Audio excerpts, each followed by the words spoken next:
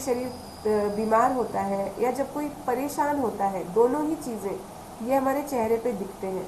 तो चेहरा जो है ये हमारा आईना है हमारी हेल्थ का। तो इसलिए सबसे इम्पॉर्टेंट बात जो मास्टर सेशन में शुरुआत में ही मैं आपको बताना चाहती हूँ वो ये है, ये रिपीट भी करेंगे हम आने वाले अपने जो रेगुलर रूटीन का हमारा बैच होगा उसमें भी हम रिपीट करेंगे। लेकिन सबसे पहले जो चीज़ आप लोगों के माइंड में एक बात बताना चाहती हूँ वो ये है कि चेहरा ये जो है हमारा, ये हमारा एक आईना है। और अगर हमारा स्वास्थ्य, all over health, all over wellbeing, इसका हमने ख्याल रखा तो हमारा चेहरा डेफिनेटली इसमें ग्लो आएगा ही।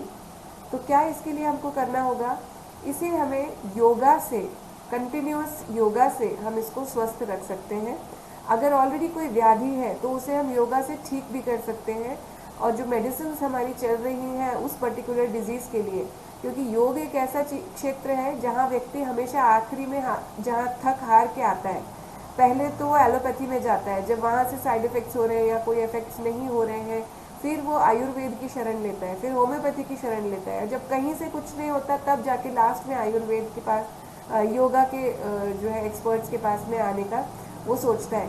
तो ये जो एक साइकिल है इसको हमें ब्रेक करना है और आपके बाकी जो भी मेडिकेशंस चल रहे हैं वो चलने देना है, उनको हम कुछ नहीं डिस्टर्ब करेंगे। क्यों? क्योंकि आपकी श्रद्धा जब तक योगा में पूरी तरह से बनेगी तब तक ही, जब आपको रिजल्ट्स आएंगे तभी आपको वो श्रद्धा जो है वो इसकी बनेगी योगा के प्रति। तो वो चीज़ें आपकी जो है ना योगा के थ्रू जब हो जाएगा तब आपका बाकी के पैथीज से ज़्यादा ट्रस्ट आपको इसके ऊपर डेवलप होगा, पर वो धीरे धीरे होता है। तो लिमिटेड टाइम के अंदर हम उसको एकदम इंस्टेंट रिजल्ट्स अगर हमको दिखाने हो किसी चीज़ से तो वो है हमारा फेस। वो कैसे होता है, जिसके प्रॉब्लम्स हो, जैसे हमारे किसी को इंसोम्निया है, नींद न आने की बीमारी, उसके लिए हम 3 महीने एक मेडिटेशन का कोर्स लेते हैं। हम अलग अलग एंजाइटी डिसऑर्डर्स या हम इस प्रकार की जो भी चीज़ें हैं उनके लिए हम अलग अलग हमारे योगा थेरेपीज़ के पूरे ये है, मतलब we have proper protocols for that. तो ये जो फेस योगा है ये किसके लिए है, ये उन लोगों के लिए है जो normally body wise on an average they are having a good healthy body, और अगर कुछ है भी तो भी इतना नहीं है कि उनका चेहरा जो है उसके ऊपर वो जो है पेन दिखे, इतना उनको तकलीफ नहीं है। तो रिक्वेस्ट करूँगी कि सभी लोग अपने कैमरास चालू करें, ताकि कैमरा हमारा चालू रहेगा तो हम जो यहाँ पर करने वाले हैं ना तो उसमें आप बेटर तरीके से पार्ट ले पाएंगे और आप जो भी कर रहे हैं ना वो मुझे दिखेगा कि आप सही कर रहे हैं कि गलत। तो ये चीज़ बहुत इम्पॉर्टेंट है कि आप जो है कैमराज अपने चालू रखें, ठीक है। तो चलिए सबसे पहले शुरू करेंगे। मैं एक समरी आपको देती हूँ, शॉर्ट में समरी कि आज हम क्यों मिले हैं। दूसरी बात, हम क्या करने वाले हैं। तीसरी बात, इससे आपको क्या फ़ायदा होने वाला है। और चौथी बात कि इसकी फ़ीस और ये जो फॉर्मेलिटीज़ हैं वो किस तरह से रहेंगी। तो सबसे पहली बात, आज हम मिले हैं फेस योगा के लिए। योग थेरेपी ये जो है ये एक थेरेपी है जिसके द्वारा आप अपने मानसिक, शारीरिक और इवन स्पिरिचुअल प्रॉब्लम्स का भी सॉल्यूशन वन प्लेस, जैसे हम वन स्टॉप मॉल पे जाते हैं ना जहाँ पर हमको एक बार में सभी सॉल्यूशंस मिलते हैं, तो सिमिलरली ये this is a place where you will find solutions for all your problems. योग, ठीक है। तो योग इज़ वन प्लेटफॉर्म, और वो भी फेस के लिए। क्यों? ताकि हम ये जो फेस्टिव सीज़न है, ये मैं बहुत क्लियरली आपको बोल रही हूँ कि हम जो है ना इसको, ये योग जो है ये अंतरंग है, ये इंटरनल है, इंटरनली क्लेंस भी करता है और इंटरनली सुखी भी करता है। जो हमारे चेहरे पे ग्लो आता है ना वो खुशी का ग्लो आता है। लेकिन इसी के साथ कुछ बाहरी चीज़ें, कुछ एक्सरसाइजेस, कुछ फेस पैक्स, कुछ ऐसी चीज़ें हम करेंगे जिनके द्वारा हमारा जो चेहरा है उसके ऊपर हमें ग्लो ये आए और स्वस्थ शरीर, स्वस्थ त्वचा, ये हमको इसका लाभ मिले। और आने वाला जो फेस्टिव सीज़न है, स्पेशली अब नवरात्रि कल से शुरू हो जाने वाली है, और इसके साथ साथ हमारा दशहरा, करवा चौथ, दिवाली, ये पूरा फेस्टिव सीज़न में हमको एक बेहतरीन स्किन, इसका हम सभी लोगों को जो है ना इच्छा होती है। तो उसको हमें टारगेट रखना है। हमारा टारगेट बहुत स्पेसिफिक है, बहुत क्लियर है और बहुत शॉर्ट टर्म्ड है, ठीक है। रिजल्ट आने में लगभग 3 महीने लगते हैं, लेकिन 15 दिन के बाद आपके त्वचा के ऊपर क्लियर कट डिफरेंस ये पता चलने लगता है। ये मैंने जिनसे सीखा है उन्होंने ही मुझे बताया है, और उनके ही क्लासेस में जो फीडबैक्स आते हैं उसमें ये हमको पता लगता है कि क्लियर कट डिस्टिंक्शन ये हमको 15 दिन के बाद पता लगने लगता है। और कंटिन्यूअस 3 महीने तक जब हमने उसको किया तब हमारे चेहरे पर एक स्टेबल ग्लो आने लगता है और हमारा लाइफस्टाइल में भी वो चीज़ें आ जाती हैं। तो शुरू करते हैं। आज के इस सेशन में हम एक मास्टर सेशन है। इस सेशन में हम आज कुछ 5 फेस एक्सरसाइजेज लेने वाले हैं। 5 फेस पैक्स के बारे में आपको मैं नॉलेज देने वाली हूँ और 5 आपको मैं टिप्स देने वाली हूँ एक अच्छी हेल्दी स्किन के लिए। इसी को आगे हम कंटिन्यू करेंगे कल से एक प्रॉपर बैच के रूप में। तो आज के सेशन में जिन्हें लगे कि वे कंफर्टेबल हैं, उनको अच्छा लगा, उनको समझ में आया और उनको लगता है कि ये उनके बेनिफिट के लिए है, तो वो कल से स्टार्ट होने वाले इस बैच को ज़रूर ज्वाइन करें। तो सबसे पहले शुरू करेंगे, हमको आइडेंटिफाई करना है, अच्छा हमारी एज क्या है उसके हिसाब से हमारा चेहरा होता है। तो कुछ चीज़ें जो होती हैं, पहली बात तो जो लाइंस आती है, एक तो स्माइल लाइंस आती हैं, ठीक है, यहाँ आँखों के पास भी लाइंस आती हैं, फोरहेड पे भी लाइंस आती हैं। तो इन सब लाइंस को हमें थोड़ा सा जो है टारगेट करना है कि इनको हमें क्लीन करना है। दूसरा, हमारे चेहरे पर अगर कहीं पर जो है झाइयाँ, दाग, धब्बे, इस प्रकार के कोई अगर प्रॉब्लम्स हो तो उन्हें हम टारगेट करेंगे through exercises, through packs and through treatments. Everything is going to be organic, chemical free, ठीक है। तो ये एक बात हो गई। चलिए, तो हम पहले एक्सरसाइजेज ले लेंगे, फिर हम और गप्पे मारते रहेंगे। हमारे पास गप्पे मारने के लिए बहुत सारी जो है नॉलेज है, थोड़ा थोड़ा हम रोज़ करेंगे, ठीक है।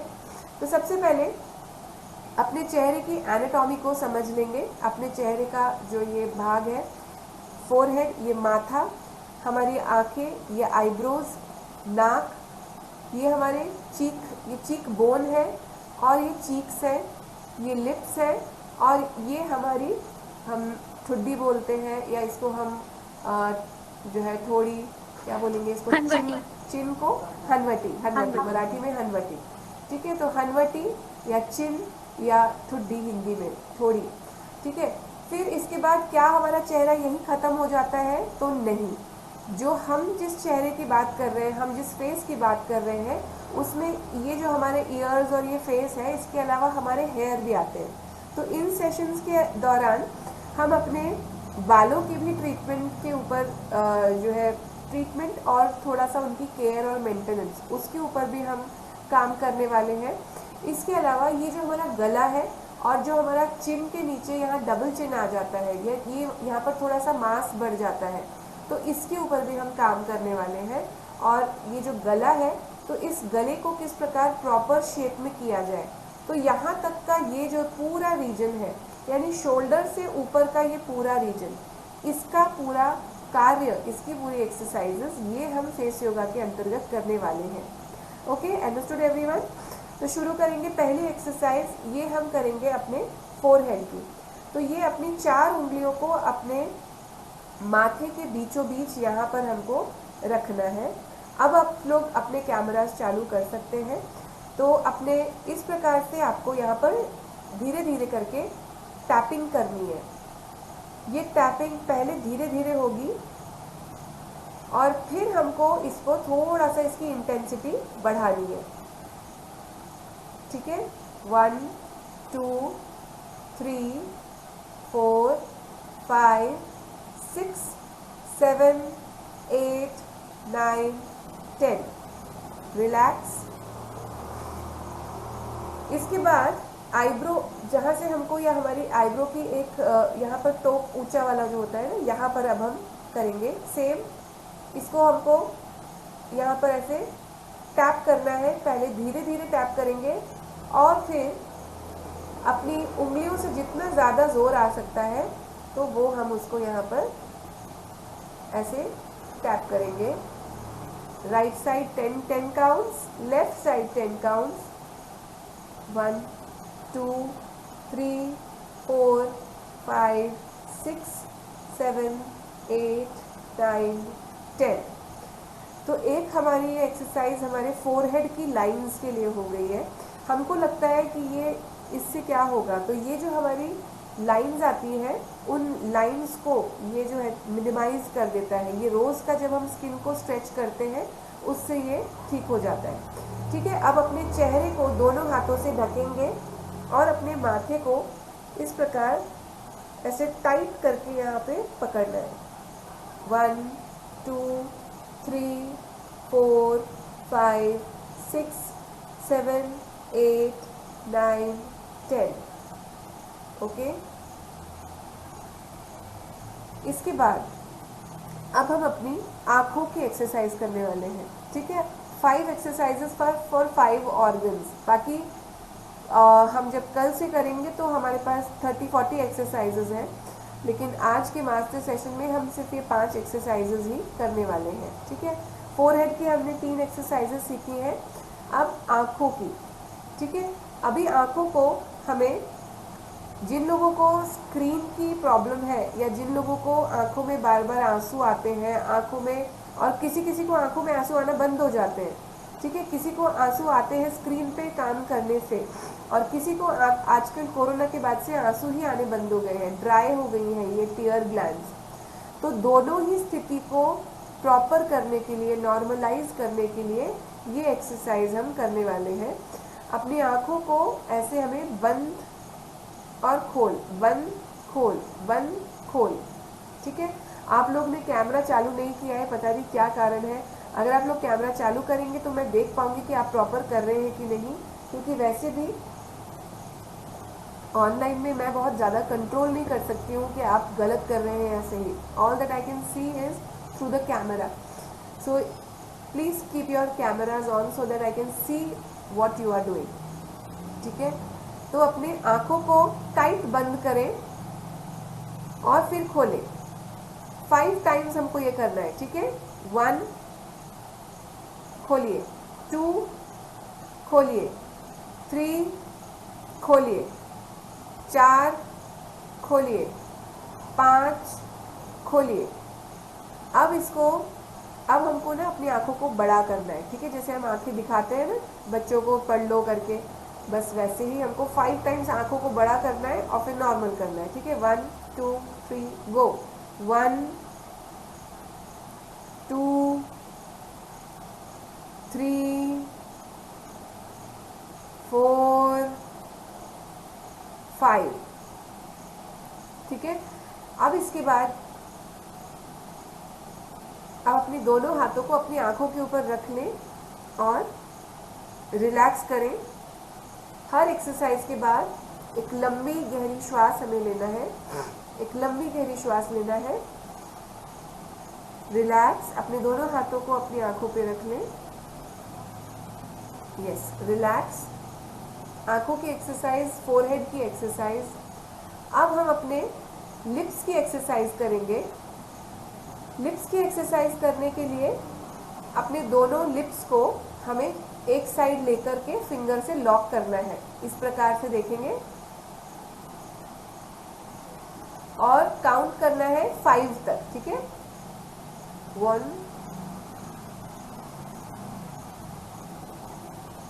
रिलैक्स। अब अपनी फिंगर से इस तरफ दूसरी तरफ अपने लिप्स को लेकर जाना है। योग का एक थंब रूल है, हमेशा शरीर के एक भाग, एक तरफ हमने जो भी किया एक्सरसाइज वो दूसरी तरफ भी हमको इक्वली ही करना पड़ेगा। ठीक है, तो अपने ओठों को उस तरफ ले जा करके लॉक कर दीजिए, फिंगर से लॉक करना है।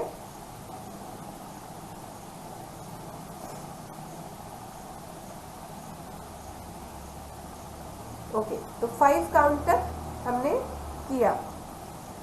ये आज हम 5 काउंट्स तक ही कर रहे हैं। हम वैसे जब करेंगे रूटीन में तो ये 20 काउंट्स तक करते हैं और ये हो जाता है। ठीक है, तो हमने फोरहेड के लिए एक्सरसाइज की, आंखों के लिए एक एक्सरसाइज की, लिप्स के लिए एक एक्सरसाइज की। अब कानों के लिए हमको अपने हाथों को खोल लेना है। हाथों को ऐसे टिकाना नहीं है, हाथों को खोल लेना है और अपने उंगली, सबसे पहली उंगली और अंगूठे, इससे अपने कानों के इसको दबाना है और दबाते हुए ऊपर आना है। ठीक है, 1 2 3 4 5, 1 2 3 4 5, 1 2 3 4 5, आखिरी बार 1 2 3 4 5। तो इस प्रकार हमारे कान के जो ये ईयर लोब जिसको हम बोलते हैं ना, तो इसके ऊपर बहुत सारे एक्यूप्रेशर पॉइंट्स रहते हैं। हमारे ये आज का जो मास्टर सेशन है इसमें तो हमारे पास टाइम अलाउ नहीं करेगा, लेकिन आने वाले जो हम दिनों में लेने वाले हैं बैच, उसमें एक्यूप्रेशर हमारे पॉइंट्स होते हैं चेहरे पर, यहाँ से लेकर के यहाँ तक और कानों तक जितने भी एक्यूप्रेशर पॉइंट्स हैं, उन सभी एक्यूप्रेशर पॉइंट्स के बारे में आपको जानकारी दी जाएगी और आपको वो प्रैक्टिकली एक्टिवेट करवाएंगे ताकि आपको उनके अलग अलग बेनिफिट्स का आपको जो है ये फ़ायदा मिले। तो ये एक बात हो गई। तो एक्यूप्रेशर पॉइंट्स हमारे कान में भी होते हैं, तो इसको हमने एक्टिवेट किया। अब हम आखिरी एक्सरसाइज जो है वो करेंगे। तो उसमें हमारी ये जो डबल चिन आती है, लोगों को प्रॉब्लम आती है कि यहाँ से मांस आ गया है और थोड़ा सा गला ये मोटा दिख रहा है। तो इसके लिए आज की जो हम एक्सरसाइज लेंगे वो फेशियल पैरालिसिस, जिनको फेशियल पैरालिसिस हो जाता है ना, उनको भी फिजियोथेरेपी के अंतर्गत ये वाली एक्सरसाइज करवाई जाती है। तो ये एक्सरसाइज हम आज लेने वाले हैं। ठीक है, अपने लोअर जॉ को, अपने मुंह के ये जो नीचे का सिर्फ जॉ है, बस यही एकमात्र हड्डी है हमारे पूरे चेहरे की जो हिलती है। इसके अलावा हमारे पूरे चेहरे में ऐसी हिलने वाली हड्डी कोई नहीं है। तो इसका हमें उपयोग करना है और इसको हिलाना है। ठीक है, तो 1 2 3 4, देखिए मेरे जॉ के साथ मेरे होंठ भी जा रहा है, ऊपर का होंठ वही है। ये फेस योगा करने में बहुत फनी लगता है, बहुत कॉमेडी हमको ऐसा लगता है। कभी कभी हमें अपना खुद का चेहरा देखकर, और जो हम करने वाले हैं आज, तो हम एक्सरसाइजेस बहुत कम कर रहे हैं, लेकिन जब हम करते हैं तो बहुत हंसी आती है। लेकिन जो इसका ऑल ओवर रिजल्ट आता है ना फेस के ऊपर, वो बहुत अच्छा आता है और वो बड़ा वाव आता है। ठीक है, तो चलिए करेंगे लोअर जॉ को, dynamic shifting of the lower jaw. ठीक है, ओके, 1 2 3 गो।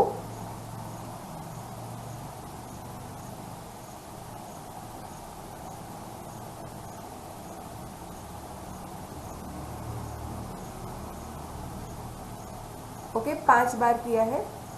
इसको आप ना बिना होठ को मैंने ऐसे करके आपको दिखाया ताकि आपको एक्सटेंड पूरा हो, लेकिन होठ भी चाहिए और आपका लोअर जॉ भी पूरा शिफ्ट होना चाहिए इधर से इधर।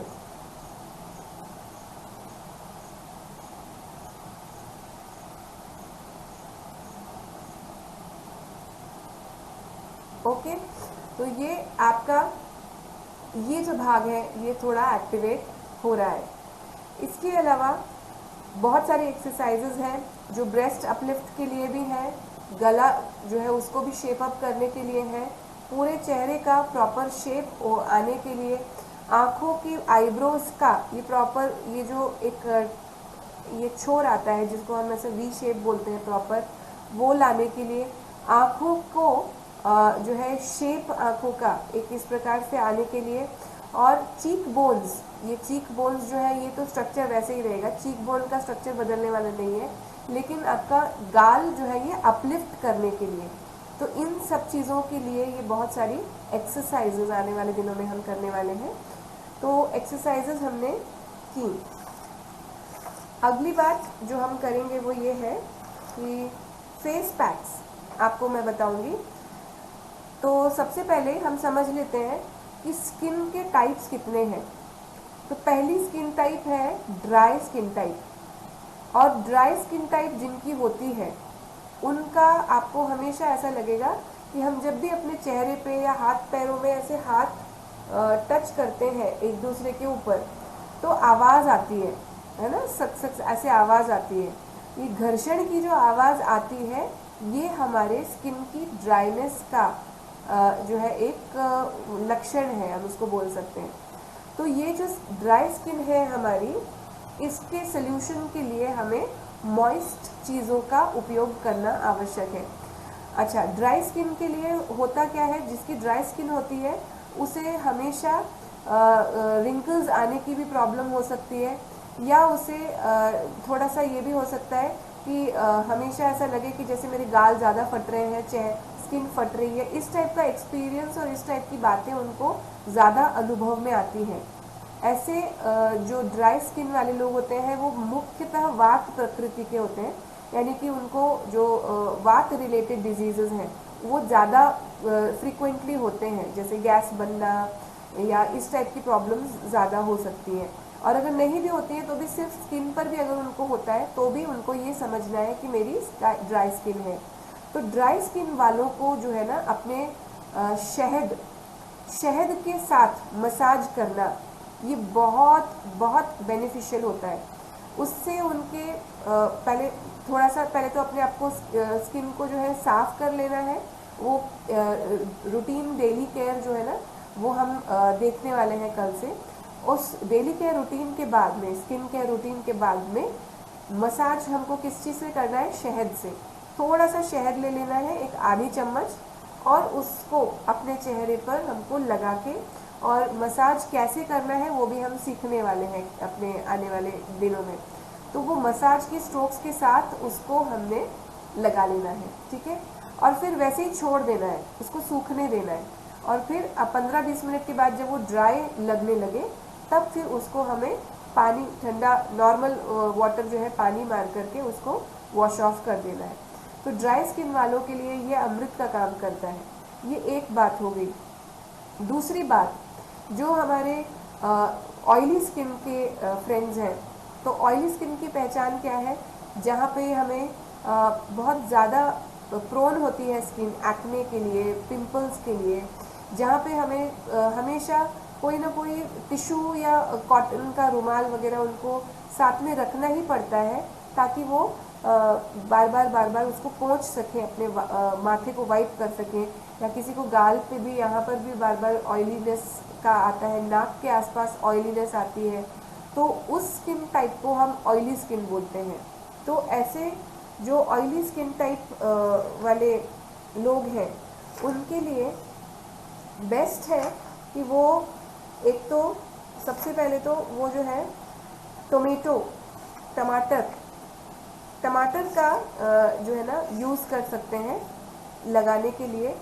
और अपने चेहरे पर उन्होंने जो है ना टी ट्री ऑयल, तो टी ट्री ऑयल का उपयोग किसी भी ऑयल में मिलाकर के अगर किया, जैसे आप नॉर्मली आप मॉइस्चराइज़र भी यूज़ करते हैं उसमें, या जो भी आपका मॉइस्चराइज़र के तौर पे आप जो प्रोडक्ट अभी यूज़ कर रहे हैं, जब हम यूज़ करेंगे, हम जब अपनी क्लास करेंगे तो हम डिस्कस करेंगे कि कौन से ऑर्गेनिक प्रोडक्ट्स आप यूज़ कर सकते हैं।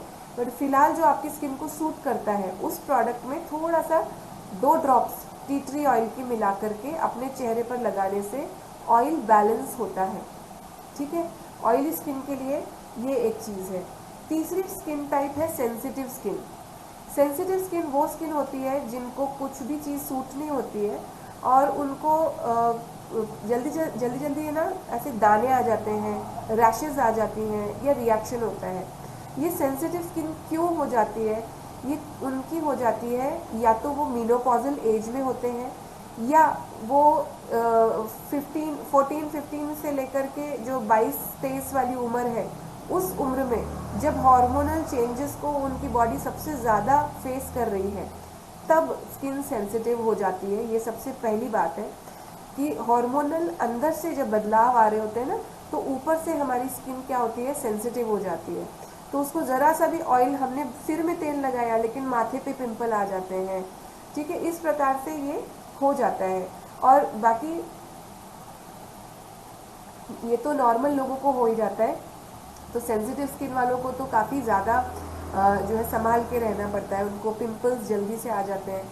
इवन जो लोग पोल्यूशन में बहुत एक्सपोज होते हैं, जिनको बाहर जाना आना बहुत ज़्यादा पड़ता है, तो ऐसे भी लोगों को सेंसिटिव स्किन हो जाती है। उनके चेहरे के ऊपर जो है ना पिंपल्स बहुत ज़्यादा आते हैं। एक तो पिंपल होते हैं बड़े बड़े, और एक होते हैं एक्ने। एक्ने हर साइज़ के हो सकते हैं, बारीक बिल्कुल रैशेस के जैसे भी हो सकते हैं, लाल लाल हो सकता है जिसमें इचिंग होती है। तो एक्ने, पिंपल्स, रैशेज ये फ्रीक्वेंटली जिसको आते हो उसको हम सेंसिटिव स्किन कहेंगे। तो सेंसिटिव स्किन वालों के लिए एलोवेरा ये बहुत उपयोगी वस्तु है। एलोवेरा या तो आप जो है पतंजलि का ले सकते हो, या दूसरी भी आप किसी कंपनी का ले सकते हो, जैसे जो आपको सूट होता हो, ऑलरेडी आपकी स्किन टाइप को सूट करता हो। या पेड़ अगर आपके पास एलोवेरा का प्लांट हो तो उसका भी एक डिटेल में आपको मैं बताऊंगी मेथड कि उस पेड़ से एलोवेरा जेल कैसे निकालना है। उसको डायरेक्टली नहीं लगा सकते, उसका भी एक प्रोसेस होता है। उस प्रोसेस के द्वारा आप उस जेल को उसमें से निकालें और वो जेल आप अपने चेहरे पर लगाएं तो उससे आपको बहुत अच्छा रिलीफ मिलेगा। इसके अलावा और भी काफ़ी 2-3 आइटम्स हैं जो सेंसिटिव स्किन वालों को सूट करते हैं। इसके बाद एजिंग स्किन। एजिंग स्किन जो होती है हमारी, एजिंग स्किन एक्चुअली एज उनकी उतनी नहीं है जितनी उनकी स्किन जो है ढीली पड़ जाती है, या फिर वो उसका जो है ना थोड़ा सा उसका ग्लो कम हो जाता है। एज कम है लेकिन स्किन की उम्र ज़्यादा लगने लगती है, इसको हम एजिंग स्किन बोलते हैं। तो ये किस वजह से होता है? ये हमारा एक तो हम किसी बीमारी से होकर उठे हो तब हमारा ये हाल हो जाता है। दूसरा, मानसिक बहुत बुरी तरीके से हम कहीं स्ट्रेस में रहे हो किसी भी कारण से, तो उसके द्वारा भी हमारा चेहरा, जिसको कहते हैं ना निस्तेज हो जाना, तो ये निस्तेज त्वचा उसके कारण हो जाती है। और तीसरा कारण हो सकता है कि हमारे बॉडी में वाइटामिन्स की और वाटर की जो है ना कमी है, मतलब स्पेशली जो वाइटामिन्स हैं, कुछ स्पेसिफिक वाइटामिन्स उनकी कमी है। तो वैसी स्किन के लिए क्या हमको सबसे ज़्यादा इम्पॉर्टेंट होता है, तो हमको उसके लिए भी जेल बेस्ड जो है मॉइस्चराइजर्स ये लेने अच्छे रहेंगे। और रोज़ हिप ऑयल और बकुची ऑयल ये जो है ना स्किन टाइटनिंग के लिए उपयोगी होते हैं। और जेल बेस्ड जो स्किन मॉइस्चराइजर होते हैं वो उसको मॉइस्चराइजर को लॉक करना, मतलब जो हमारी त्वचा का जो एक मॉइस्टनेस है उसको लॉक करने का काम करते हैं। इसके बाद 5वीं प्रकार की जो स्किन है, जो कॉम्बिनेशन स्किन जिसको हम बोलते हैं, जो गर्मियों के टाइम पे एकदम से ऑयली हो जाती है, पसीने पसीने आते रहते हैं, ठीक है, सर्दियों में ड्राई हो जाती है, बारिश में ओके ओके रहती है, ठीक है, रात के टाइम थोड़ी ड्राइनेस वाली हो जाती है, मॉर्निंग में जो है थोड़ा सा ऑयलीनेस, हमको सुबह सो के उठते हैं तो हल्का हल्का ऑयलीनेस लगता है। तो ये जो स्किन है ना मिक्स होती है, इसको हम कॉम्बिनेशन स्किन बोलते हैं। और ये जो कॉम्बिनेशन स्किन होती है इसमें हमें ऑयली और ड्राई दोनों के प्रोडक्ट्स तब यूज़ करने हैं जिस टाइम पे हमको उस पर्टिकुलर जो है ना मोमेंट पे हमको, जैसे जैसे सर्दियों में हमें ड्राइनेस वाले प्रोडक्ट, जो ड्राई स्किन के लिए अच्छे बताए गए हैं वो वाले प्रोडक्ट्स यूज़ करने हैं। और जो गर्मियों में जो ऑयली स्किन के लिए बताए गए हैं, उसकी केयर के लिए जो बताए वो वाले प्रोडक्ट्स यूज़ करने हैं। क्यों? क्योंकि कॉम्बिनेशन स्किन है, स्किन हमेशा एक जैसी नहीं है, बदल रही है, तो इसलिए प्रोडक्ट्स भी हमको चेंज करने पड़ेंगे अकॉर्डिंग टू द स्किन की उस सिचुएशन के लिए। ठीक है, तो इतना हमने अपने जो है सीखा। इसके अलावा कुछ प्रॉपर पैक्स हैं जो हम उनमें से एक मुल्तानी मिट्टी और ग्लिसरीन का पैक, ये ऑयली स्किन वाले जो लोग हैं उनको सूट होता है, ये ड्राई स्किन वालों को सूट नहीं होता। तो आप लोग जब सेशन को ज्वाइन करेंगे प्रॉपर, तब आपको पहले तो स्किन टाइप कौन सा है ये हम फाइनल करेंगे, और फिर आपकी स्किन टाइप के हिसाब से कौन सा फेस पैक आपको सूट होता है वो आप करेंगे। ठीक है, तो ये हो गया हमारी कुछ 5 एक्सरसाइजेज और कुछ 5 फेस पैक्स भी बोल सकते हैं, या फेस के प्रोडक्ट्स जो आपको सबसे ज़्यादा सूट करेंगे। अब हम चलते हैं कुछ 5 टिप्स की ओर। कौन सी 5 स्किन टिप्स हैं जिनके साथ मैं आपको आज छोड़ना चाहूँगी यहाँ पर इस क्लास को ख़त्म करने से पहले। लेकिन उससे पहले आप लोगों को एक और बात बताना चाहूँगी कि हम अपने सेशंस में, नॉर्मली हमारा सेशन का जो एक रूपरेखा होगी वो कैसी होगी। हम लोग एक्सरसाइज वीक में जो है 2 दिन एक्सरसाइज करेंगे, 2 दिन हम ये मसाज और फेस पैक के साथ में जाएंगे, और 1 दिन हम अपने थ्योरी लेक्चर रखेंगे जिसके ऊपर हम अपना जो कुछ भी, जैसे एक्यूप्रेशर का एक आपको सेशन लेना पड़ेगा, एक सेशन आपको स्किन टाइप्स के ऊपर लेना पड़ेगा, जिसमें आपको आपकी स्किन टाइप के अकॉर्डिंग आपको चूज़ करना पड़ेगा कि आप कौन से प्रोडक्ट्स को ज़्यादा बेटर तरीके से ये कर सकते हैं। तो एक थ्योरी लेक्चर के लिए हमारा एक दिन है, 2 दिन मसाज, 2 दिन हमारे जो है एक्सरसाइज, इस तरीके से 5 दिन का ये शेड्यूल रहेगा, और एक दिन हमारा रहेगा हेयर केयर का। तो इस प्रकार से 6 डेज इन अ वीक हमारा ये सेशन हुआ करेगा। लगभग 1 घंटे का होगा। 45 मिनट्स तक हम इसको कंसाइज करने की कोशिश करेंगे, लेकिन 1 घंटा हो ही जाता है। हमारे जो भी एक्सरसाइजेस खत्म होने के बाद हम अपने प्रश्न उत्तर करते करते हमें 1 घंटा तक कंप्लीट हो ही जाता है। तो 1 घंटा पकड़ के चलेंगे, उतना 1 घंटे का समय निकाल के रखेंगे। रोज़ 5 बजे से शाम को ये सत्र हुआ करेगा। और इसके बाद में जो हेयर केयर वाला सेशन है, उसके अगले दिन इट इज़ एक्सपेक्टेड कि आप लोग शायद हेड वॉश करेंगे। तो इसलिए जिस दिन जो है हमारा हेयर केयर वाला सेशन रहेगा, इसका पूरा शेड्यूल मैं आपको अभी बता दूंगी ग्रुप के ऊपर। और जिन लोगों ने भी डिसाइड किया है फाइनली आगे जाने के लिए, तो वो अपने साथ साथ अपने फैमिली मेम्बर्स, फ्रेंड्स, आप सभी लोगों को इस अपॉर्चुनिटी के बारे में जो है बताएं। और सभी लोग अगर ये सोच रहे हैं कि सर्दियाँ आने के बाद हम ये करेंगे, तो ये आपकी सोच तो बहुत अच्छी है आपको, लेकिन तब तक बेनिफिट आने शुरू हो जाएंगे। और सबसे बेस्ट बेनिफिट ये होगा कि फेस्टिव सीज़न में आपकी स्किन जो है ये फेस्टिविटी वाले हिसाब से तैयार हो जाएगी। तो इस प्रकार से आप अपने इस जो ये होने वाला, ये जो फेस योगा का बैच स्टार्ट होने वाला है, इसके बारे में आप सभी लोगों को बताएं। और जो इसकी फ़ीस है वो भी 460 रुपीज़ है, बहुत ज़्यादा नहीं है फ़ीस, तो उसके लिए भी आप सभी लोगों को प्रेरित करें। और आज की जो मास्टर क्लास की जो फ़ीस है वो 99 रुपीज़ है, लेकिन वो सिर्फ उन्हीं लोगों के लिए है जो आगे कंटिन्यू नहीं कर रहे हैं। जो आगे कंटिन्यू कर रहे हैं उन्हें आज का सेशन फ्री है, डेमो है। तो लास्ट जो हम डिस्कशन करने वाले थे, हाँ लेकिन एक बात है, आज डेमो है इसलिए कोई बात नहीं, लेकिन कल से कैमरा चालू रखना ये कंपलसरी होगा।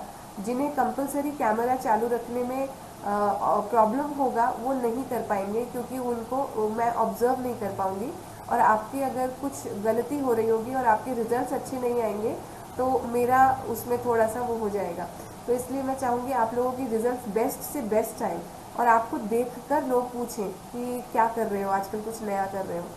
तो ये एक बात थी। तो at the end of the session tips, कुछ 5 tips for a healthy skin. तो पहली जो टिप है वो ये है कि आपकी डाइट जो होती है वो डाइवर्स होना चाहिए। बहुत सारे लोग डाइटिंग करते हैं और डाइटिंग के चक्कर में एक ही चीज़ खाते हैं रोज़ रोज़, जैसे कि सैलड्स, रोज़ सैलड ही बस उसी के ऊपर उनका चलता है। और अनटिल एंड अनलेस आपकी जैसे कोई डायबिटिक है या किसी का कुछ स्पेसिफिक डॉक्टर से आया हुआ रिस्ट्रिक्शन है कि आपको रोज़ यही स्प्राउट या मैम सैलड। आपका आवाज नहीं आ रहा। हेलो, आवाज़ नहीं आ रहा?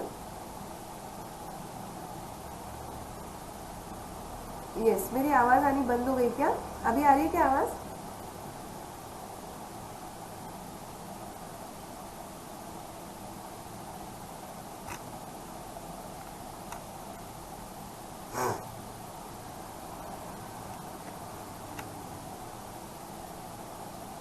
हाँ हाँ अभी आ रही है। Okay, thank you for the feedback. तो ये जो पहली टिप है वो ये है कि बैलेंस्ड हमारी डाइट होना चाहिए। हमारी डाइट में प्रोटीन्स भी चाहिए, तो कार्बोहाइड्रेट्स भी चाहिए। ऐसा नहीं है कि हमने सिर्फ प्रोटीनेशियस डाइट कर ली। ये मैं सिर्फ उन लोगों की बात कर रही हूँ जो एक पतला होने के लिए एक पर्टिकुलर तरीके की डाइट लेने लगते हैं।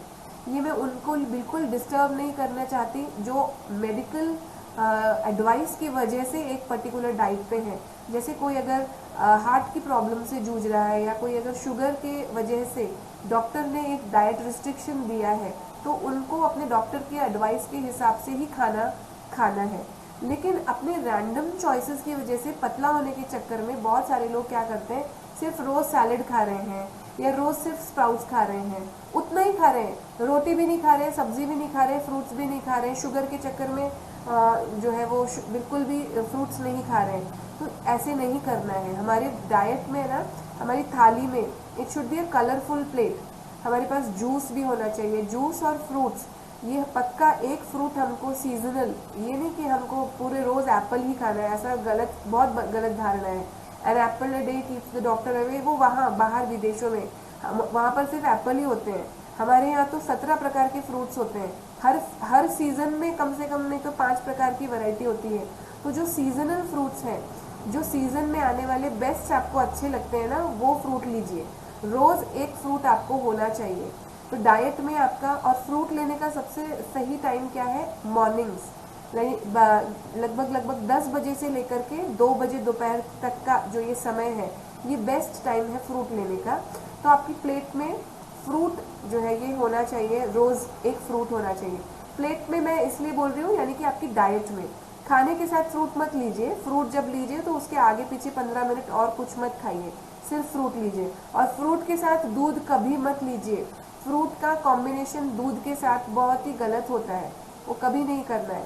खाने के साथ भी इवन उसको नहीं लेना है, फ्रूट को अलग लेना है, लेकिन ज़रूर लेना है। फ्रूट लीजिए, ड्राई फ्रूट्स लीजिए, जो अंजीर होती है या किशमिश होती है। एचबी की जिनको प्रॉब्लम है उनको किशमिश लेना चाहिए, जिसको हम मुनक्का बड़ा वाला होता है किशमिश, और जो किशमिश छोटी वाली होती है वो भी बहुत फ़ायदा करती है। तो एचबी के लिए बहुत फ़ायदा करती है, साथ ही साथ आपकी स्किन टोन को भी ये बहुत बेटर बनाती है। ठीक है, अंजीर है। फिर आपका ये जितने भी ये फ्रूट्स, ये जो है ना ड्राई फ्रूट्स, ये मीठे वाले, मैं इसलिए स्पेसिफिकली नाम बोल रही हूँ क्योंकि इनसे भी आपको बहुत सारे बेनिफिट्स होते हैं। तो ये आपका पहले रूल हो गया। पहला rule, have a diverse diet. आपकी डाइट में ये सब कुछ समावेश होना चाहिए। कार्बोहाइड्रेट के लिए आप जो है राइस एक प्रॉपर क्वांटिटी में लीजिए। आपकी, अगर आप लोग गेहूँ खाते हैं रोज़ तो बहुत अच्छी बात है, लेकिन उससे भी अच्छी बात ये होगी कि अगर आप दूसरे मिलेट्स खाते हैं, जैसे ज्वार है या बाजरी है या मक्का, जहाँ अवेलेबल होता है वहाँ पर मक्का वो खा सकते हैं, तो वो बहुत बेस्ट होता है। ठीक है, तो अपनी जो डाइट है ना उसमें अलग अलग प्रकार के ये मिलेट्स का समावेश कीजिए। महाराष्ट्र इस मामले में बहुत ब्लेस्ड है। नाचनी, एक नाचनी मिलेट होता है, नाचनी है, बहुत सारे ऐसे मिलेट्स हैं जो अवेलेबल हैं। तो ये डाइवर्स डाइट होना चाहिए। ठीक है, और जब हमारी प्लेट होती है तो उसमें सैलड भी होना चाहिए, ये कार्बोहाइड्रेट्स का भी प्रोपोर्शन होना चाहिए। फिर फाइबर के लिए और विटामिन्स के लिए हमारी भाजी, वो भी बहुत प्रॉपर होना चाहिए। दाल, ये भी होना चाहिए। तो ये एक बैलेंस्ड डाइट, जैसी हमारी आजी, जैसे हमारी मम्मी पापा खाते थे, वो भोजन हमारे लिए बहुत अच्छा है। ठीक है, तो और भी हम इस बारे में, न्यूट्रिशन के बारे में आगे जो है रोज़ डिस्कस करेंगे ही। तो आज के लिए पहला tip number 1, have a diverse diet, जिसमें हमारे पास सभी चीज़ों का समावेश हो और जो हमको सूट करती हो। किसी को कोई पर्टिकुलर चीज़ों से एलर्जी है तो जिनसे एलर्जी है वो मत खाएं। ठीक है, डाइवर्स के चक्कर में एलर्जी वाला फूड मत खाएं, शरीर अगर रिएक्ट करता है तो न खाएं। पहली बात ये। दूसरी जो रूल है for a good healthy skin, कि एक्सरसाइज करें। और मैं, एक्सरसाइज का मतलब मेरे लिए योग ही है। ठीक है, दूसरी एक्सरसाइजेज मेरे लिए उतनी इम्पोर्टेंट नहीं है जितना योग है। क्यों? क्योंकि मैं योग के ऊपर काम करती हूँ और मुझे उसके रिजल्ट्स के बारे में पूरा भरोसा है और अपने ऊपर मैं उसको करके देख चुकी हूँ। तो योग कीजिए। और अगर आपको योग में बहुत ज़्यादा मज़ा नहीं आ रहा है तो आप वॉक करिए, दौड़िए, कुछ भी करिए। Do something, do have one exercise every day. ठीक है, लेकिन हैव समथिंग। तो आपकी एक्सरसाइज, एक कोई तो भी एक्सरसाइज आपकी अगर होगी, योग, प्राणायाम या जिमिंग या जो भी, walking, running, whatever you are doing, तो इससे आपके स्किन टोन पे बहुत इम्प्रूवमेंट आएगा। ठीक है, ये टिप नंबर 2। टिप नंबर 3 जो है, धूप में, अर्ली मॉर्निंग की जो धूप होती है उसमें आपको 15 मिनट अपने शरीर को एक्सपोज करना है। ठीक है, अर्ली मॉर्निंग 8 बजे के आसपास का जो टाइम है उसमें आपको धूप का थोड़ा सा सेवन करना है। ये आपकी विटामिन डी के जो मात्रा है उसके लिए बहुत ज़रूरी है।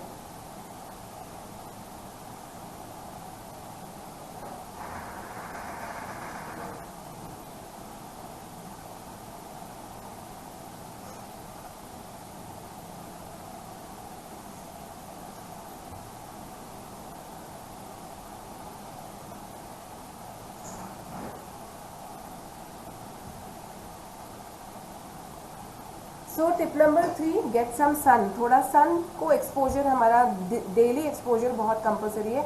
बादल हो रहे हैं, बारिश का सीज़न है, तो आप ये सोचेंगे कि अभी सनलाइट नहीं है, लेकिन सनलाइट है। सनलाइट नहीं होगी तो ये सब अंधकार हो जाएगा, ठीक है ना। आज वैसे भी सूर्य ग्रहण है, तो सूर्य के बिना तो ये कुछ चलता ही नहीं है। ये सनलाइट जो है, ये हो या ना हो, सुबह मॉर्निंग के कुछ 15-20 मिनट ये आप बाहर रहें, घर से बाहर रहें, हाँ, ये इस लाइट को अपने ऊपर पड़ने दें, ठीक है ना। धूप है या नहीं है, बोथ वेज, जस्ट आप बाहर सनलाइट के उस समय के अर्ली मॉर्निंग के टाइम पे बाहर रहें, ठीक है। टिप नंबर 4, नींद प्रॉपर लें। अगर आपको नींद की कोई प्रॉब्लम है, इंसोम्निया, एंजाइटी, ये इस प्रकार के अगर कुछ प्रॉब्लम्स हैं, तो उसके लिए हमारे पास में एक दूसरा सेशन होता है, मेडिटेशनल सेशंस, तो उसमें भी मैं आपको मदद कर सकती हूँ। अदरवाइज अगर आप बहुत अच्छे हैं, स्वस्थ हैं, बहुत बढ़िया, नींद प्रॉपर लें। 6 घंटे की नींद ये कंपलसरी है, उसके ऊपर की ये आपके लिए जो है जैकपॉट है, लेकिन 8 घंटे से ऊपर की कोई ज़रूरत नहीं है, ठीक है, फिर आप आलसी हो जाएंगे। तो 8 घंटे से ऊपर की नींद की कोई आवश्यकता नहीं है। 6 hours is more than sufficient. 8 hours अगर आती है बहुत बढ़िया, अदरवाइज उससे ज़्यादा नहीं, उठ जाइए, फिर आप अपने काम पे लग जाइए और कुछ जो आपको इंटरेस्टिंग लगता है वो करने लगिए, ठीक है। और लास्ट टिप वो ये है कि आपके जो भोजन का टाइम है वो फिक्स्ड होना चाहिए, ठीक है। ये नहीं होना चाहिए कि आप कभी भी खाना, जब आपको भूख लगती है तब खाना खाना चाहिए, ये रूल है कि हाँ ऑफकोर्स भूख लगने पर ही खाना खाना चाहिए, लेकिन ये भूख लगने का जो रूटीन है ना, ये हमारे एक प्रैक्टिस से, लाइफ टाइम प्रैक्टिस के द्वारा ये सेट हो जाना चाहिए अब तक, ये बहुत इम्पॉर्टेंट है। तो उसके लिए क्या करना चाहिए, उसके लिए हमें थोड़ा खाना चाहिए फर्स्ट कुछ दिनों तक, और फिर जब भूख लगेगी ना, उसके फ्रीक्वेंसी के हिसाब से हमको सेट करना चाहिए टाइम। तो बेस्ट टाइम जब हम पहला मील अपना दिन का ले लें, वो है 8 से 8:30 के बीच में सुबह, ठीक है। जो लोग 12 घंटे का या 16 घंटे का फास्टिंग वाला वो फॉलो करते हैं, तो वो जिनके अंडर में या जिनके गाइडेंस में कर रहे हो, तो वो आप उनके प्रॉपर गाइडेंस के अंतर्गत कीजिए। वो भी एक रूटीन ही है, क्योंकि आप 16-16 घंटे के ऊपर पे फास्टिंग कर रहे हो, तो आप प्रॉपर गाइडेंस के अंदर ही कर रहे हो और एक रेगुलर इंटरवल पे कर रहे हो, तो वो भी अच्छा है। 12 घंटे के लिए कर रहे हो, 12 घंटे का करो। या नॉर्मल मेरे जैसे लोग, हम क्या करेंगे, सुबह 8 से 8:30 के बीच में एक मील पक्का ले लीजिए, एट द मैक्स 10 बजे तक, ठीक है। 10 बजे तक आपके पेट में कुछ जाना कंपलसरी है। उसके बाद में 1 से 2 के बीच में थोड़ा सा कुछ खा लीजिए, और फिर रात को 8 बजे से पहले पहले, ठीक है ना, 8 बजे के बाद भोजन, ये बिल्कुल अच्छी बात नहीं है। ये आपके स्किन पे टोन पे दिखेगा, ये स्किन टोन के ऊपर एडवर्स इफेक्ट आएगा। तो 8 बजे से पहले पहले वाइंड अप कर लीजिए खाना, ठीक है।